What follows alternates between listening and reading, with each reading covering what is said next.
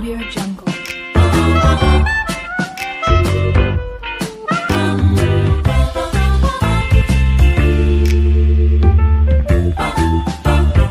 Audio Jungle. اهلا بكم في قناتنا فوق كيتشن.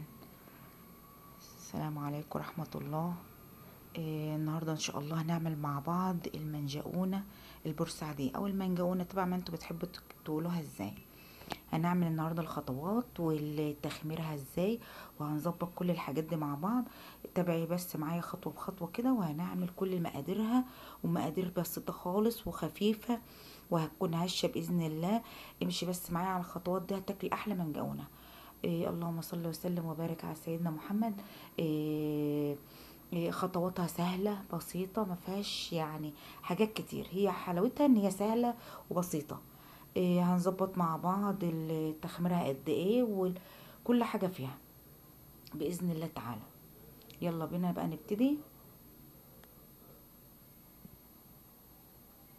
اللهم صل وسلم وبارك على سيدنا محمد. المقادير بقى والطريقة هنشوفها مع بعض. بسم الله. هنبدأ بكيلو دقيق. معانا كيلو دقيق، دي المقادير دي انا هقولها لك، بس انا هعمل بكمية اكبر. معايا زبدة، معايا كوبايتين لبن، معايا كوباية سكر وبيضتين وكيسين فانيليا ومعلقة ونص بيكنج باودر ومعلقة ونص خميرة فورية، والزبدة هتبقى نص كوباية. هنشوف مع بعض، نقول المقادير تاني مع بعض. كيلو الدقيق عليه كوبايتين لبن، معلقتين لبن بودرة، نص كوباية زبدة، اللهم صل على النبي، كوباية سكر، كيسين فانيليا، معلقة ونص بيكنج باودر، معلقة ونص خميرة الفورية. والخميرة دي عند اي مستلزمات بتاعة الحلويات. اهم حاجة بقى نمشي بالخطوات معايا كده. هننخل الدقيق، اهم حاجة يا جماعة تنخل الدقيق عشان يبقى طري في طراوه كده في العجينه وهشه. اهم حاجه تدخل الدقيق. اللهم صل وسلم وبارك على سيدنا محمد. هننخل بقى الدقيق، هننزل بكوبايه السكر. طبعا انا عامله كميه كبيره، بس انت بقى همشيكي زي يعني انا قلت لك المقادير بتاعه الكيلو. هننزل بقى كل البيض. بصي، في ناس بتعملها ان هي تخمر الخميره لوحدها في حبه لبن دافيين او ميه دافيه وبتاع، لا انا بحط كله على بعضه. هو اهم حاجه في الطريقه التخمير، وانت براحتك، وعايزه سريعه كده زي ما انا عملتها وبتطلع احلى منجقونه. بسم الله ما شاء الله، هشه والطراوه كده فيها وتحفه. اهم حاجه تخمير العجين. هنحط انا بقى بجيب الطبق الكبير بتاعه والحله، وبحط وانخل الدقيق وعلى البيض وعلى السكر وعلى كل حاجه. كل حاجه، اللي عنده عجان بيساعده طبعا، اللي ما عندوش عجان تعملي نفس اللي انا هعمله ده دلوقتي، وهعملها بايدي وكل حاجه، يعني بتبقى خفيفه. اهم حاجه تخمير العجين. نزلنا طبعا اهو انا بكيل كل حاجه. الخميره الفوريه. الخميره الفوريه دي حلوه جدا يا جماعه، بتخلي الحاجه تخمر في خلال ساعه او ساعتين بالكتير، ما تخمريش اكتر من ساعه او ساعتين. هنشوف مراحل التخمير بتاعتها، وهنشوف كل حاجه مع بعض، كل خطوه هنعملها مع بعض. كوبايه السكر على كيلو الدقيق، كوبايتين اللبن، الخميره الفوريه وريتها لك اهي. كل حاجه من عند العطار او مستلزمات الحلواني. تابع معايا كده، ولو انت لسه ما عملتش لايك بستاذنك تعملي لي لايك وتفعلي القناه عشان يوصلك كل جديد. حطوا لايك يا جماعه. هنحط بقى معلقتين البيكنج باودر، معلقه ونص، او كيك شيف. اللهم صل على النبي. وحط معلقتين اللبن النيدو، بيخليها طريه كده وحلوه وهشه. مش ما عندكش لبن نيدو مش مشكله، مش ضروري في الوصفه. هو كوبايتين اللبن لازم يكونوا دافيين. انا حطيت كله على بعض اهون، والخميره ومعلقه خل كبيره. الخل بيفعل الخميره مع البيكنج باودر والخميره الفوريه. معلقه الخل كله حطيته على بعضه. هبدأ نعمل بايدينا.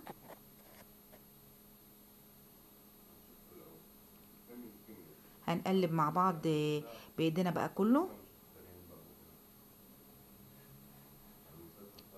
اهو الخل اهون، حطينا معلقه كبيره خل بتتفاعل على طول مع الخميره.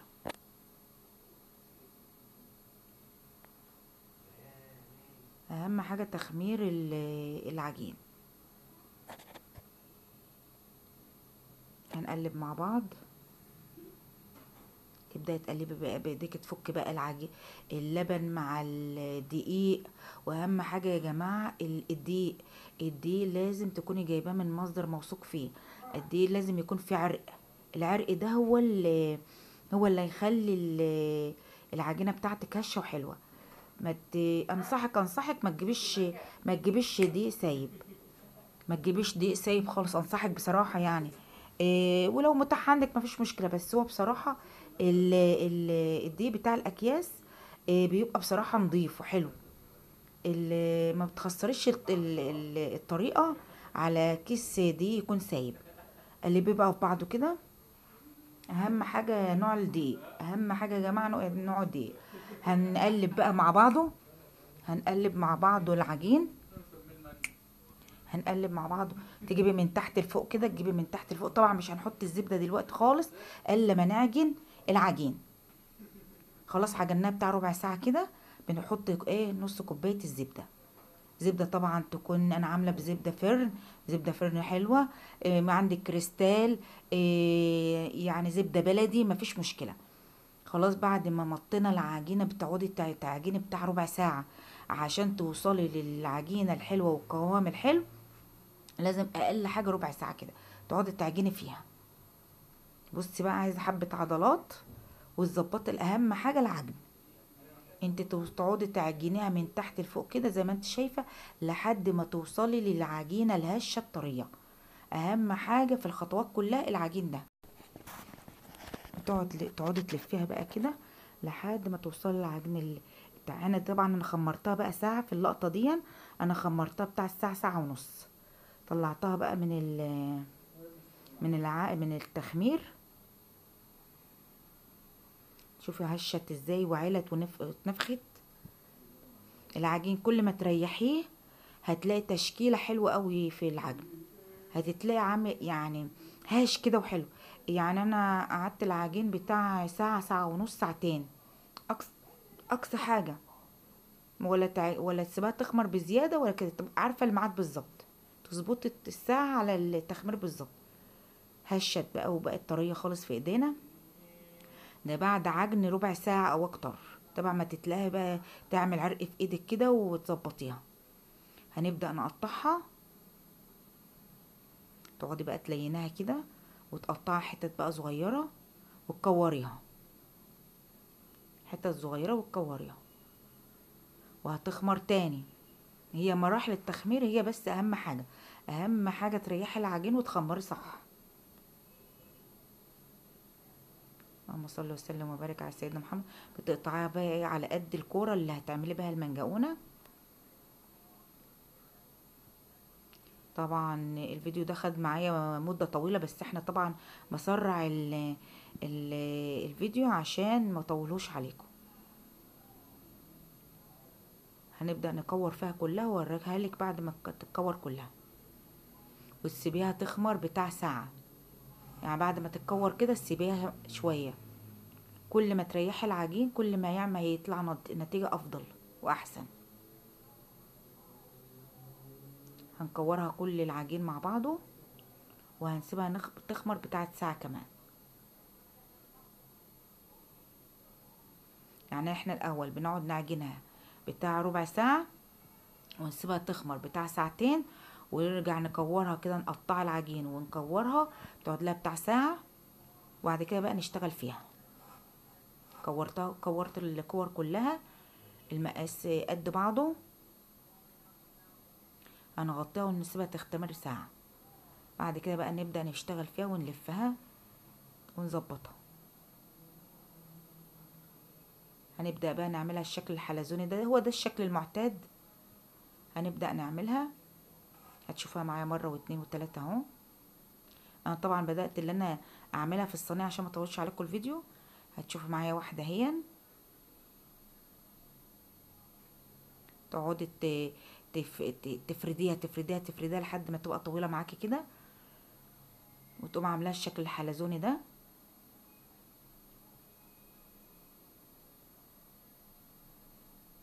طبعا بتبقى عايزه كذا ايد، يعني مش ايدك لوحدك، تظبطيه مع بعضه، تلم الحبايب كده وتعملوهم مع بعض. الحاجات دي بتبقى عايزه ايه اللمه، يعني الناس تعمل مع بعضها. ظبطت اهو البتاع. هنعملها اهو تاني، اوريها لك برضك لتاني مره عشان اللي ما شافهاش يشوفها. تلفيها كده الشكل الحلزوني، تقعدي تلفيها كده لحد ما تبقى الشكل الحلزوني ده. هو ده الشكل المعتاد. هعمل لك شكل تاني برضك.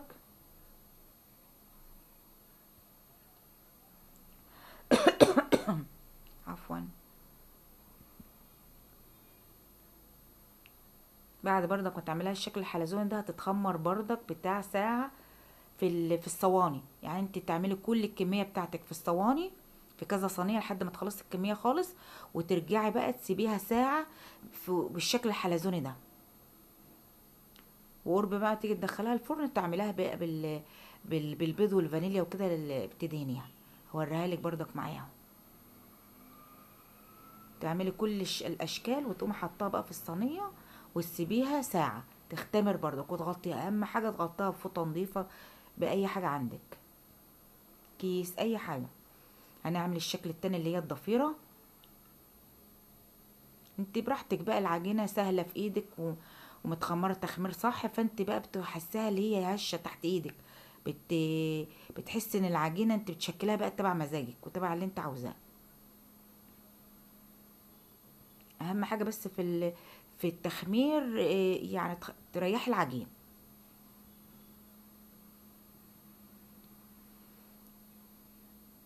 هنقول مع بعض كيلو دقيق، عليه كوبايتين لبن دافيانين. اهم حاجه اللبن يكون دافيان زي دمعة العين كده. كوبايه سكر، معلقتين لبن بودر،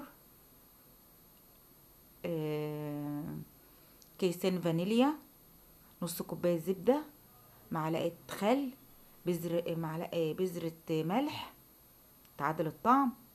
انا بكمل كل الصواني اهون، واسيبها تختمروا مع بعض لحد اخر صينيه. ولما تيجي تشوي بتبقى اول واحده عملتها الاول.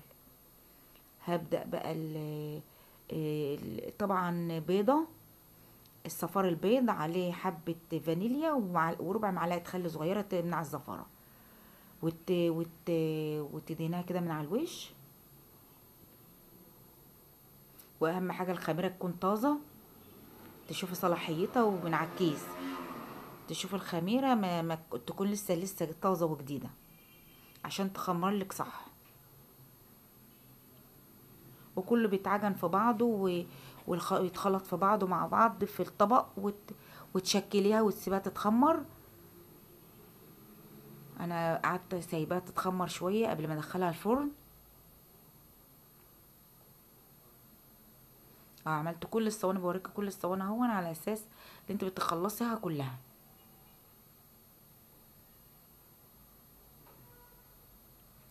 اهو بدات اللي انا ادخلها في الفرن، بوريها لك وهي في الفرن اهي هشه من تحت ومن فوق. بوريك حتى طبعا بتتحط في الفرن ما بتكملش ربع ساعة. بتحطها على الرف في النص على درجة الحرارة 180 أو 160 تبع بوتاجازك برضك. هقلبها لك اهي تشوف التحمير من تحت. لازم هي عاملة زي الكيك، ما بتاخدش وقت في النار، يعني لازم تخلي بالك منها. تحطها على الرف الوسطاني هشة وطرية زي القطن. اللهم بارك، مورقة وتحفة تحفة تحفة. طلعت بقى كلها اهي ما شاء الله. واول ما تطلعي المنجقونه يبقى عندك بخاخ ميه ترشها رشه كده زي العيش الفينو بالظبط. دي معلومه مهمه برضك، تفضل طريه وتبقى حلوه وهشه. اللهم بارك، الصواني كلها بتطلع مع بعضها. اهم حاجه التخمير يا جماعه. شايفه موريها لك اهي، فتحت واحده اهي اللهم بارك قطن هشه. شوفي ازاي مورقه من جوه، عشان سبتها كذا ساعه للتخمير. مراحل التخمير ده اهم شيء. تابع الفيديو وتابع المراحل التخمير بتاعتها. قلت لك كل حاجه بما يرضي الله. اللهم بارك. عايزه كوبايه شاي بقى وظبطي. اللهم صل وسلم وبارك على سيدنا محمد. تابعونا يا جماعه، واللي يشوف الفيديو لاول مره او تتابعني لاول مره تحط لايك وتفعلي جرس الاشتراك عشان يوصلك كل الاشعارات. المنجونة البورسعيدية، وسلقت كمان بيض والونته بالالوان الطبيعيه. كان عندي اللون الاخضر والاحمر والرمادي، دول الالوان اللي كانت بتاعها عندي. كنت عايزه الون بقى اكتر، بس والله ده هي بصي الكاميرا ظلمها جدا جدا جدا. اللهم صل وسلم وبارك على سيدنا محمد. كل عيد شم نسيم وانتم طيبين. اللي هيعملها لاول مره اتبع الخطوات بتاعتي باذن الله تطلع ناجحه معاكي. وما شاء الله يعني الكيلو بيبقى فيه بركه على ما تشتري جاهز. والسلام عليكم.